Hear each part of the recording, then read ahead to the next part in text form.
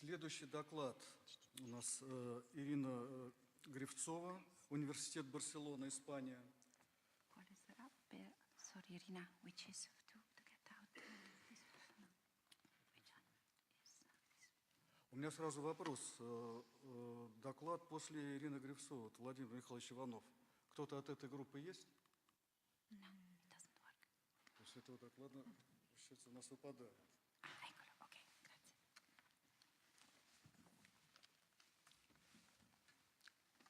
Доброе утро. Я подготовила доклад на английском языке, поэтому буду говорить на английском языке, хотя я из России. Сейчас учусь в университете Барселоны, представляю нашу группу. Прежде всего, я хотела поблагодарить Дарью за ее приглашение и участие в этом конгрессе, и также фонд Потанина, который позволил мне приехать сюда и участвовать в конгрессе.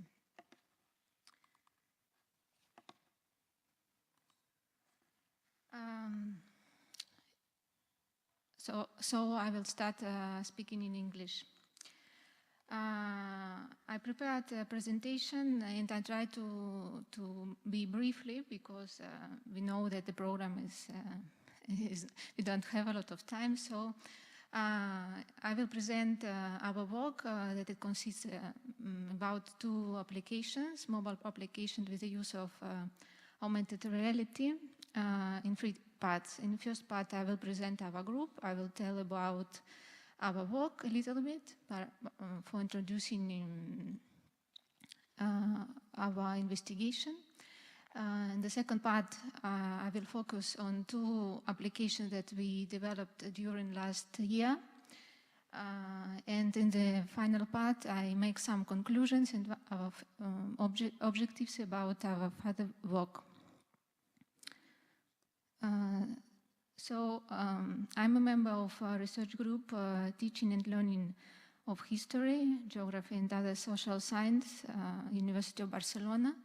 We are 35 members and there are specialists in very different science. And part of our group is dedicated on subject of heritage education. That is led by this person is Joan Santacana, is an archaeologist. And after presenting our work, now I will present the main work that we have developed during the last 30 years, and finally I present the application. So it's an archaeological park that is situated in a Calafell town. It's about 1 hour by car from Barcelona. It's a unique only park in Spain that was reconstructed using archaeological experimental techniques. And we see that some part of this park is reconstructed. So the investigation started, excavation started in 1983 and during continued 10 years and was led by Joan Santacana and Joan San Martí, 2 archaeologists.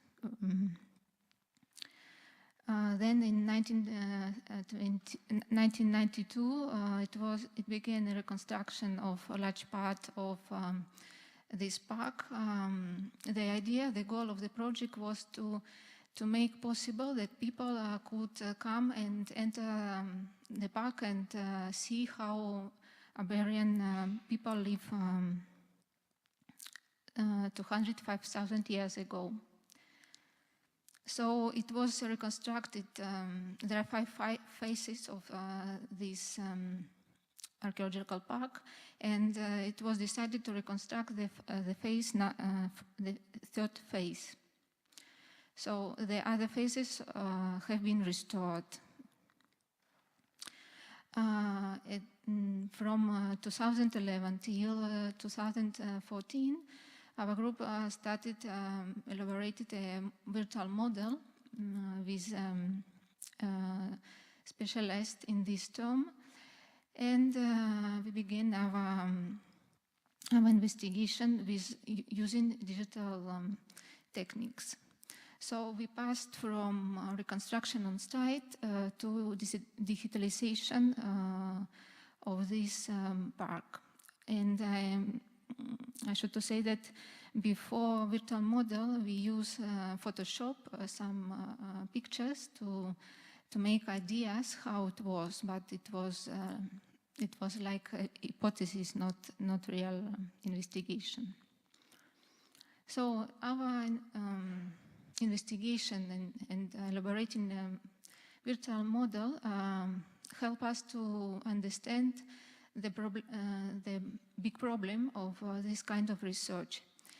And we make conclusion that the most important thing of archaeological research and the application of restoration reconstruction methods on site in a virtual model is not a generalistic picture that we can see in many projects, but a demonstration of a variety of hypotheses and methods.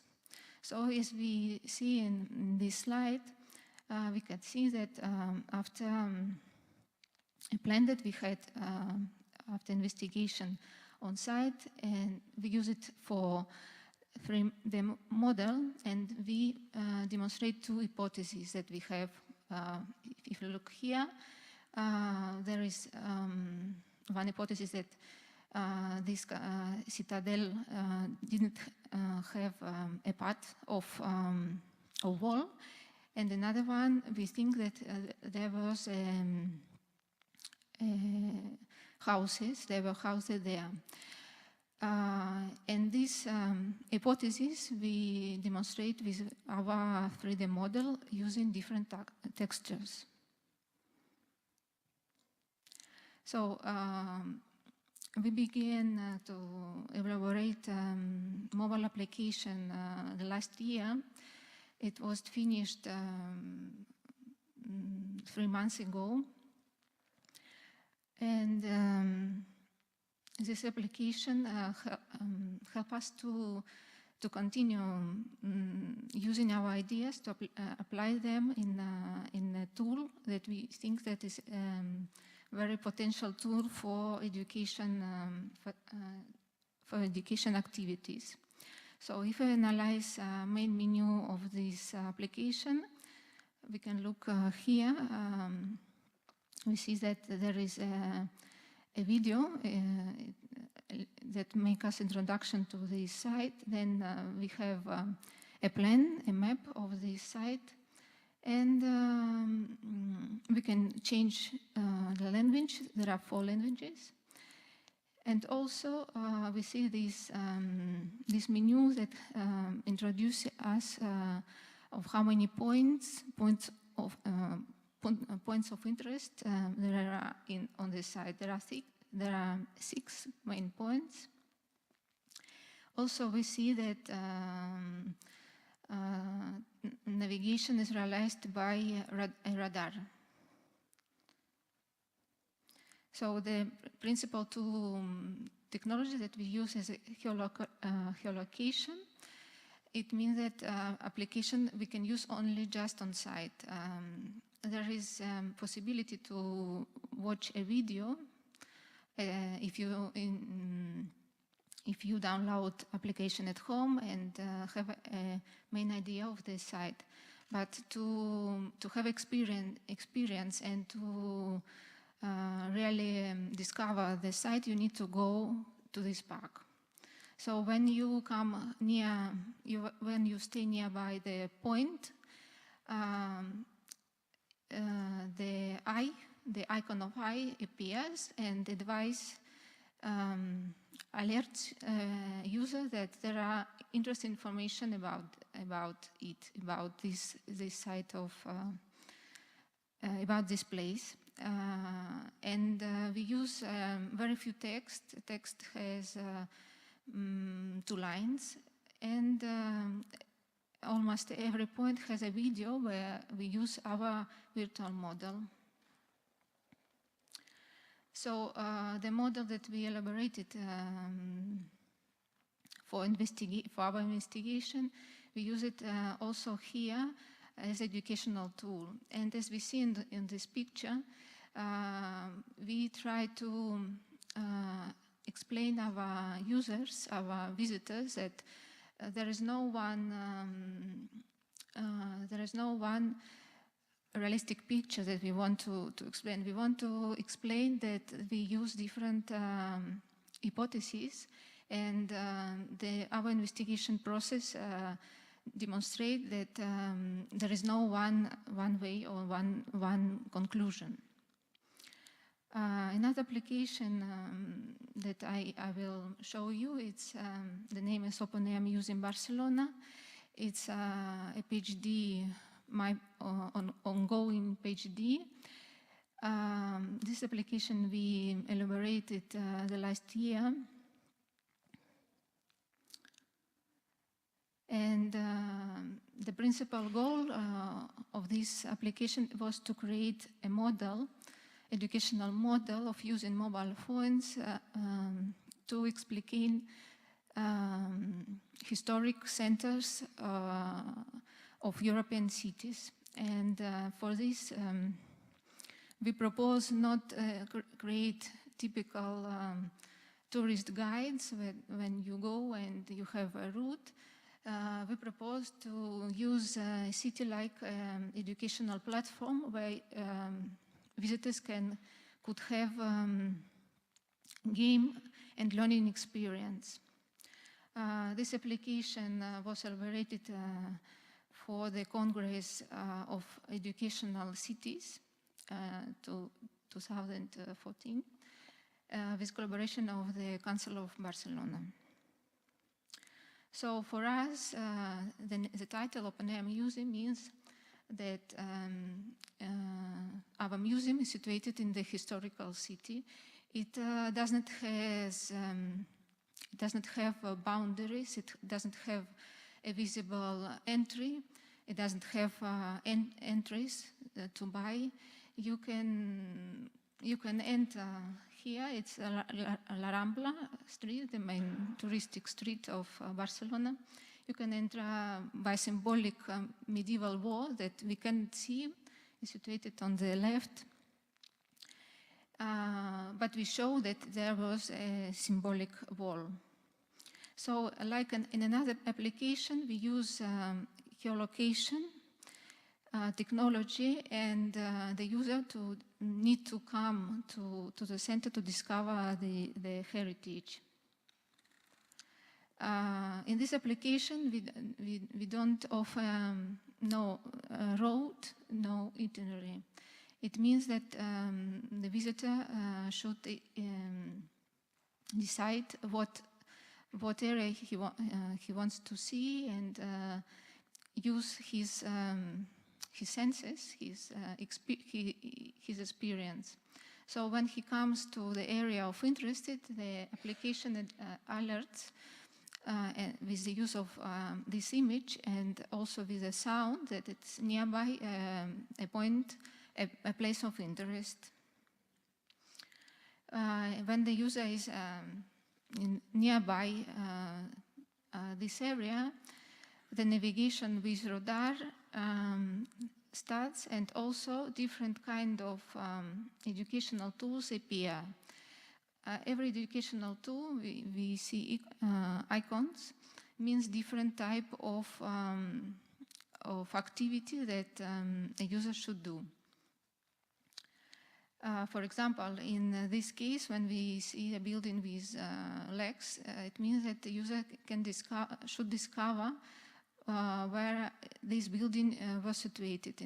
In Barcelona, there are many buildings that were replaced and many buildings that changed its place because of different circumstances. In this slide, we can see that we use some educational drawings to help our users to understand archaeological architectural heritage. We couldn't use here virtual model because it would be very costly, expensive. And finally, I would like to share our principal ideas of the advantages of the use of mobile phones. One of the potentials of mobile phones that we, from the point of archaeological heritage, we think that it allows to discuss all hypotheses simultaneously, so that educational value is very relevant, no? And there are another kind of values, but also we discover that there are many problems when we elaborate these applications that we couldn't prevent until we start to work. So thank you for your attention, and if you have any question, I would like to answer. Спасибо.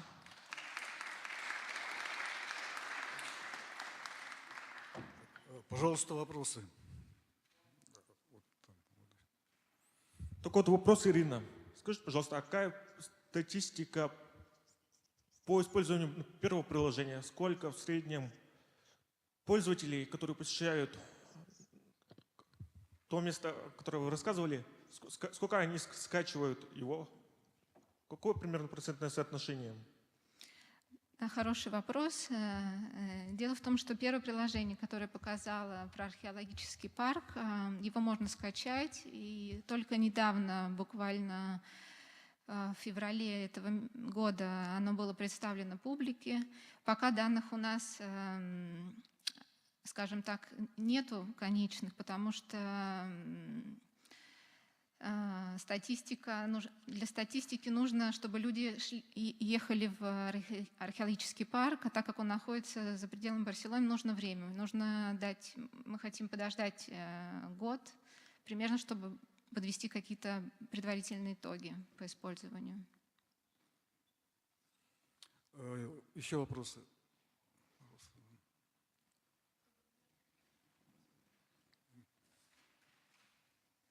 Thank you very much for an interesting presentation. As an architect and urban planner by profession, I would be interested if you are thinking about bringing the digital device and the information back into physical appearance in the town.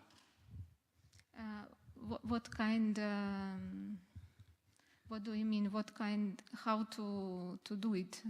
I mean that you have some marks in urban space that you not only get the information by approaching, but if you are there, that you get remembered that there is something to explore in the virtual world or something like that, or that you think about like guided tours, that you have some symbols in the city to go around and so on. I understand. Just ideas. It's yes. Normally, people ask us this question, but the goal of this project is to not to use normal guides, not to use a routine itinerary, and offer all freedom for our visitors. And it's very common in European cities to find icons on buildings or panels, information panels. We think that in this case, in our information society, people that use mobile phones like as a principal tool for daily life, we should try to introduce our investigation, and try to adapt these contents to this type of devices. So it's a little bit another point of another project. Пожалуйста. Ирина, можно, пожалуйста, вопрос? Вот я просто, насколько я правильно понял, в докладе был посыл, что дополненная реальность становится одним из инструментов исследования истории. Вот у меня конкретный вопрос. Планируется ли, например, в дополненную реальность включать, например, облако точек от лазерного сканера или там материалы археологического раскрытия, там фотографии, чертежи, чтобы человек не просто видел там готовые 3D-модели, а мог прямо на месте так сопоставить. Ага, вот хочу посмотреть облако точек, насколько это совпадает с 3D-моделью. То есть появился появился некий такой инструментарий. Это хорошее предложение, я поддерживаю вашу инициативу. Я считаю, что пользователи должны знать, как было проведено исследование. В нашем проекте, наш проект не такой большой, нам удалось только включить модели, конечный результат. Но если проект большой и имеется достаточно средств, я думаю, это обязательное условие включения всех материалов. И последний, да, вопрос? Пожалуйста.